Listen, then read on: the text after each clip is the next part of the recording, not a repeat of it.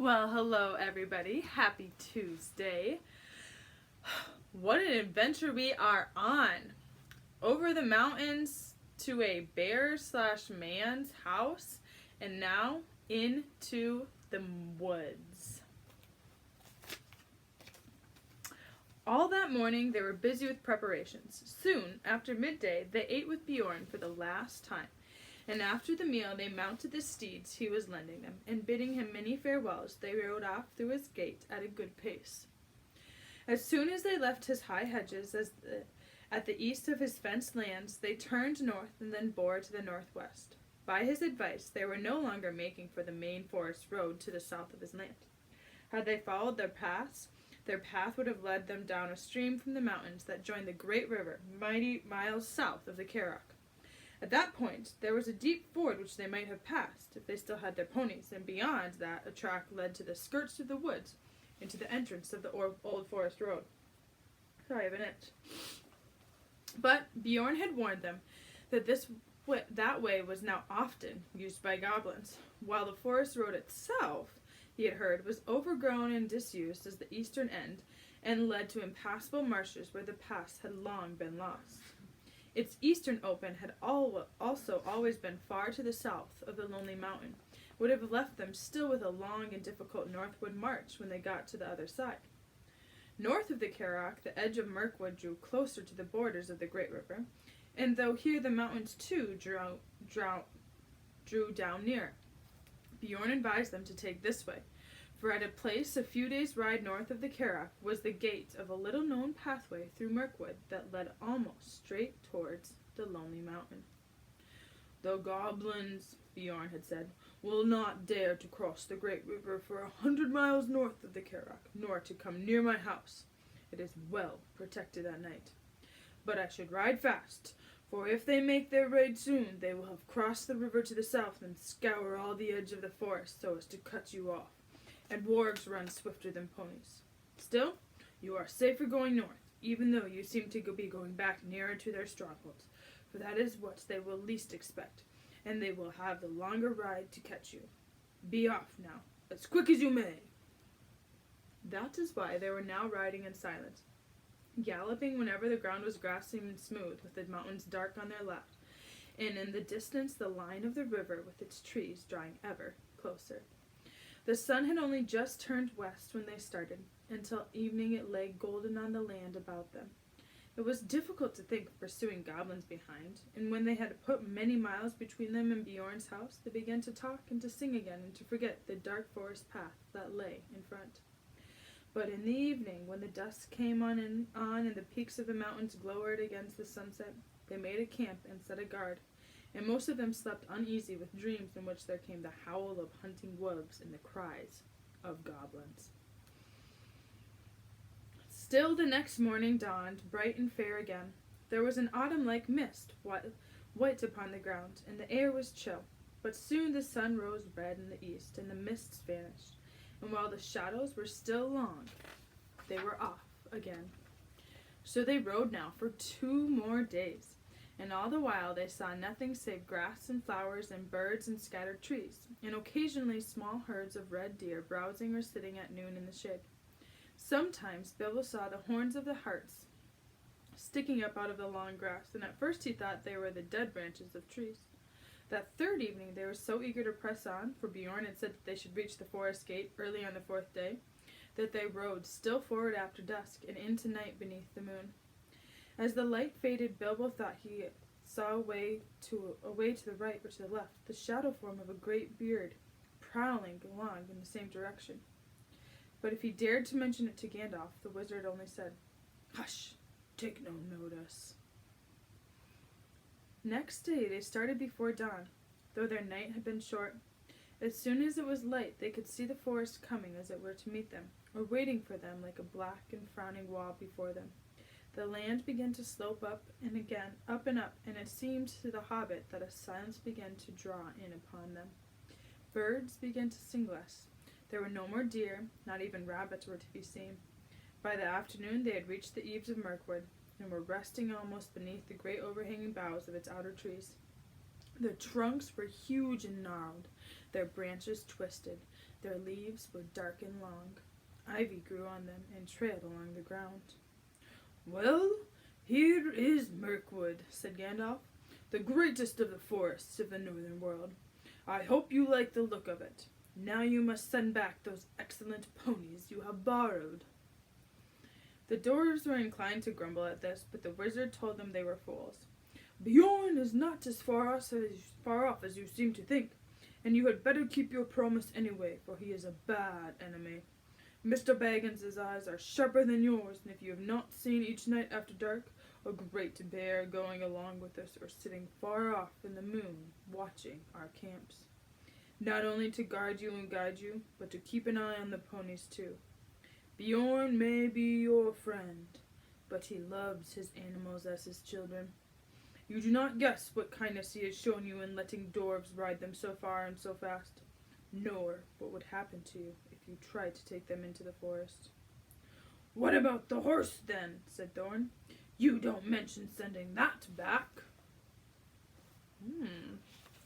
Here's a picture of him at the edge of the Mirkwood forest.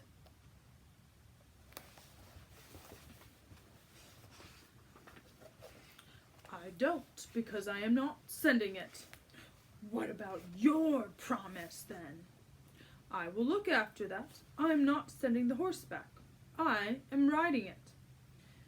Then they knew that Gandalf was going to leave them at the very edge of Mirkwood, and they were in despair.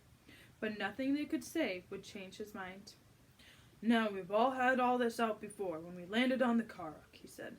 "It is no use arguing. I have, as I told you, some pressing business away south, and I am already late, through bothering with you people. We may meet again before all is over, and then again, of course, we may not. That depends on your luck and on your courage and sense, and I am sending Mr. Baggins with you. I have told you before that he is more about him than you guess, and you will find that out before long. So cheer up, Bilbo, and don't look so glum. Cheer up, Thorin and company. This is your expedition after all. Think of the treasure at the end, and forget the forest and the dragon, at any rate until tomorrow morning." When tomorrow morning came, he still said the same. So now there was nothing left to do but fill up their water skins at a clear spring they found close to the forest gate, and unpack the ponies. They distributed the packages as fairly as they could, though Bilbo thought his lot was wearisomely heavy, and did not at all like the idea of trudging for miles and miles with all that on his back. "Don't you worry," said Thorin. "It will get lighter all too soon. Before long I shall expect we all will wish our packs heavier, when the food begins to run short." Then, at last, they said goodbye to their ponies, who turned their heads for home. Off they trotted gaily, seeming very glad to put their tails toward the shadow of Mirkwood. As they went away, Bilbo could have sworn that a thing like a bear left the shadow of the trees and shambled off quickly after them. Now, Gandalf too said farewell. Bilbo sat on the ground, feeling very unhappy, and wishing he was beside the wizard on a tall horse. He had just gone inside the forest after breakfast, a very poor one, and it had seemed as dark in there in the morning as in night, and very secret. "A sort of watching and waiting feeling," he said to himself. "Goodbye," said Gandalf to Thorin, "and goodbye to you all, goodbye. Straight through the forest is the way now. Don't stray off the track. If you do, it is 1,000 to 1 that you will never find it again, and never get out of Mirkwood. And then I don't suppose I, or anyone else, will ever see you again." "Do we really have to go through?" groaned the Hobbit. "Yes, you do," said the wizard. "If you want to get to the other side, you must either go through or give up your quest. And I am not going to allow you to back out now, Mr. Baggins. I am ashamed of you for thinking of it. You have got to look after these dwarfs for me," he laughed. No, said Bilbo. "I didn't mean that. I meant, is there no way around?" "There is, if you care to go 200 miles or so out of your way north, and twice that south. But you wouldn't get a safe path even then. There are no safe paths in this part of the world. Remember, you are over the edge of the wild now, and in for all sorts of fun wherever you go. Before you could get round Mirkwood in the north, you would be right among the slopes of the Grey Mountains, and they are simply stiff with goblins, hobgoblins, and orcs of the worst description. Before you could get round it in the south, you would get into the land of the necromancer, and even you, Bilbo, won't need me to tell you tales of that black sorcerer. I don't advise you to go anywhere near the place overlooked by his dark tower. Stick to the forest track. Keep your spirits up, hope for the best, and with a tremendous slice of luck, you may come out one day and see the long marshes lying below you, and beyond them, high in the east, the lonely mountain where dear old Smaug lives, though I hope he is not expecting you. Very comforting you are, to be sure, growled Thorin. Goodbye. If you won't come with us, then you better get off without any more talk. Goodbye, then, and really goodbye, said Gandalf, and he turned his horse and rode down into the west, but he could not resist the temptation to have the last word. Before he had passed quite out of the hearing, he turned and put his hands to his mouth and called to them. They heard his voice come faintly. Goodbye. Be good. Take care of yourselves. And don't leave the path. Then he galloped away and was soon lost to sight. Oh, goodbye and go away, grunted the dwarfs, all the more angry because they were really filled with dismay at losing him. Now began the most dangerous part of all the journey. They each shouldered the heavy pack and the water skin which was their share, and turned from the light that lay on the lands outside, and plunged into the forest. Chapter 8, Flies and Spiders. There they go, into the forest of Mirkwood.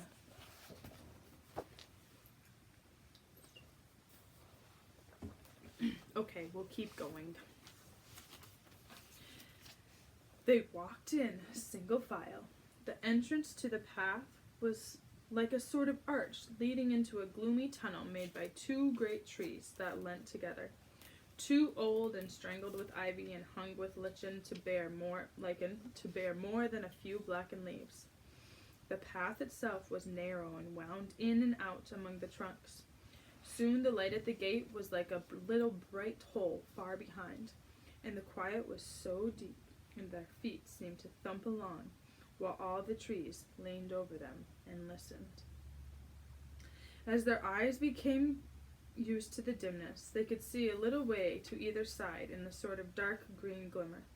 Occasionally, a slender beam of sun that had the luck to slip in through some opening in the leaves far above, and still more luck in not being caught in the tangled boughs and matted twigs beneath, stabbed down thin and bright before them. But this was seldom, and it soon ceased altogether. There were black squirrels in the wood. As Bilbo's sharp, inquisitive eyes got used to seeing things, he could catch glimpses of them while whisking off the path and scuttling behind tree trunks.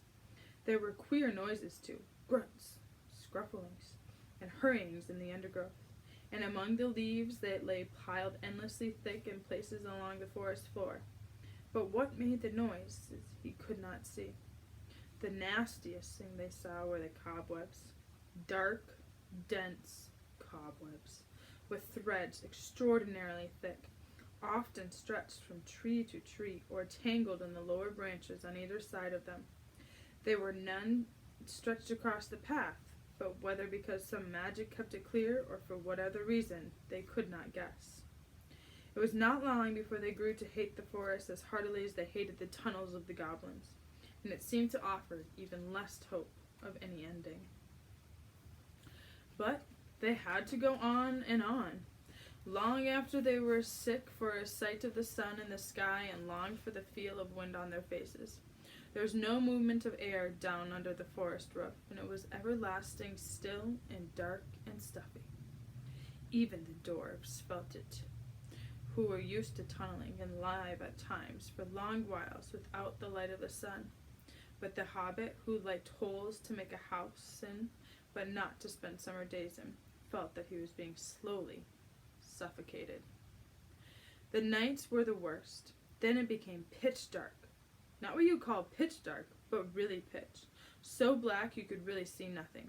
Bilbo tried flapping his hand in front of his nose, but he could not see it at all. Well, perhaps it is not true to say that they could see nothing.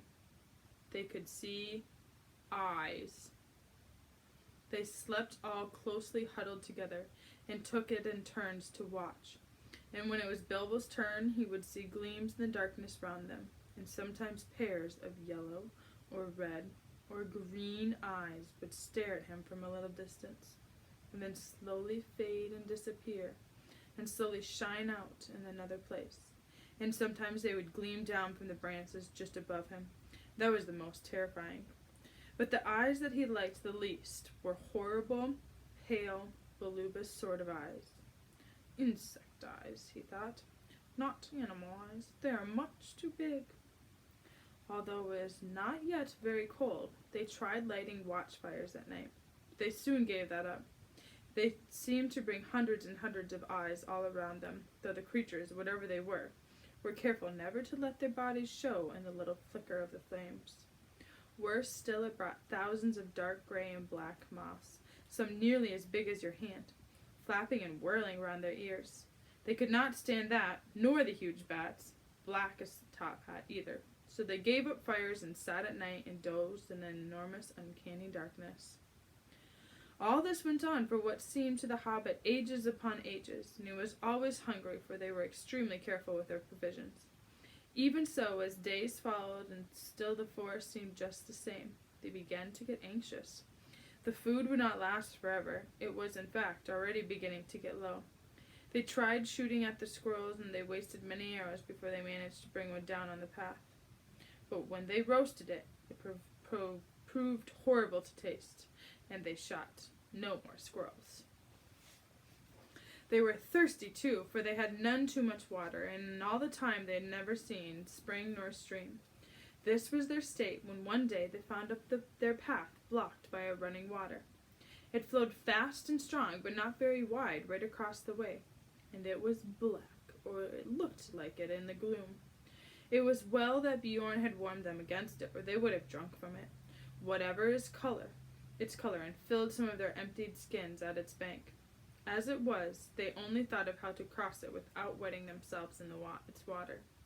There had been a bridge of wood across, but it had rotted and fallen, leaving only the broken posts near the bank. Bilbo, kneeling on the brink and peered forward, cried, "There was a boat against the far bank. Now, why couldn't it have been at this side?" "How far do you think it is?" said Thorin, for by now they knew Bilbo had the sharpest eyes among them. "Not at all far. I shouldn't think about 12 yards. 12 yards? I should have thought it was at least 30, but my eyes don't see as well as they used to 100 years ago. Still, 12 yards is as good as a mile. We can't jump it, and we daren't try to wade or swim." "Can any of you throw a rope?" "What's the good of that? That boat is surely to be tied up, even if we hook it, which I doubt." "I don't believe it is tied," said Bilbo, "though of course I can't be sure in this light. But it does look to me as if it was just drawn up on the bank, which is low, just there where the path goes down into the water." "Dory is the strongest, but Philly is the youngest and still has the best sight," said Thorin. "Come here, Philly, and see if you can see the boat Mr. Baggins is talking about." Philly thought he could, so when he had stared a long while to get an idea of the direction, the others brought him a rope. They had several with them, and on the end of the longest they had fastened one of the large iron hooks they had used for catching their packs to the straps of about their shoulders. Philly took this in hand, balanced it for a moment, and then flung it across the stream. Splash! It fell into the water. "Not far enough," said Bilbo, who was peering forwards. "A couple of feet, and you would have dropped it on the boat. Try again. I don't suppose the magic is strong enough to hurt you if you just touch a bit of wet rope." Billy picked up the hook, and we had drawn it back, rather doubtfully all the same. This time he threw it with greater strength. "Steady!" said Bilbo.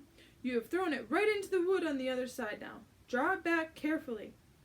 Philly hauled the rope back slowly, and after a while Bilbo said, "Carefully. It's lying on the boat. Let's hope the hook will catch." It did. The rope went taut, and Philly pulled in vain. Killy came to his help, and then Oin and Gloin. They tugged, and suddenly they all fell over on their backs. Bilbo was on the lookout, however, caught the rope, and with a piece of stick fended off the little black boat as it came rushing across the stream. "Help!" he shouted, and Balin was just in time to seize the boat before it floated off down the current. "It was tied after all," said he, looking at the snapped painter that was still dangling from it. "That was a good pull, my lads, and a good job that our rope was the stronger." Who'll cross first, then?" asked Bilbo. "I shall," said Thorin, "and you will come with me, and Philly and Balin. That's as many as the boat will hold at a time. After that, Killy and Oin and Gloin and Dori. Next, Ori and Nori, Bilfer and Bilfer, and last, Donlin and Bomber." "I'm always last, and I don't like it," said Bomber. "It's somebody else's turn today." "You should not be so fat. As you are, you must be with the last and lightest boatload. Don't start grumbling against orders, or something bad will happen to you." I think we will stop there today. We'll see what happens. Do they make it across the river in the middle of a dark forest? Man, Mirkwood gives me the creeps. Well, that's it for tonight. Have a great rest of the night. Hope you guys got outside today and tomorrow. Beautiful out. And that all your learning is going well. And if you're a teacher, keep it up. And if you're just somebody who's working hard, you got it. And everybody know you are loved. Bye.